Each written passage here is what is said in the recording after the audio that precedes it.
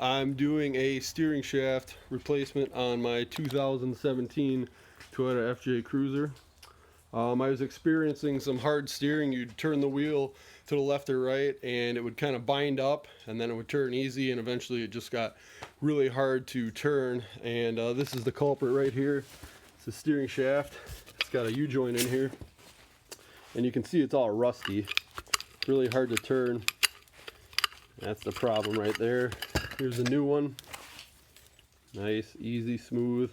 That's how you want it. I already tore it out.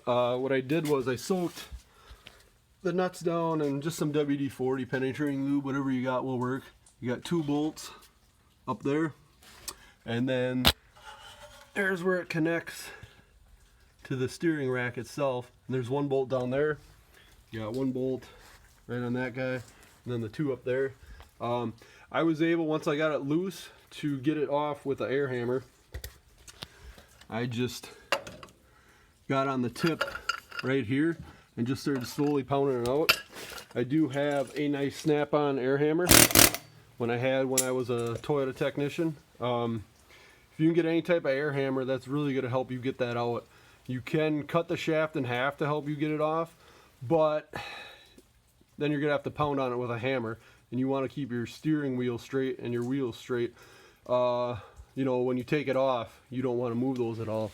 I got the steering wheel kind of held in place with the seat belt. I put some tape up here on the wheel just to kind of as a reference point, so I can know right where my wheel was, because if you put it on crooked, then your steering wheel is going to be off.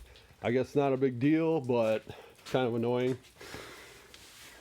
So the top one didn't come off too hard. It's pretty easy. But the bottom one, I really had to get under there, and it took probably about 15-20 minutes of just working it back and forth. I kind of attacked it from this angle here underneath and just kept hammering on it, and it moved a little bit, and then I'd have to wait and move a little bit, and eventually she popped off. But yeah, if you're experiencing hard steering on your, you know, I know this is the same for 4Runners, or if you got a different maker model, but that's more than likely the culprit. So I'm gonna go ahead and clean that spline up on there, and then I'm gonna get some just some grease or something, put a little lube on there so it slides on a little easier, check my marks, and we should be good to go. Also, yeah, it helps. You take the wheel off, there's a little cover right there that goes on there. Pop that off, and you know, as long as you got the tools to do the job,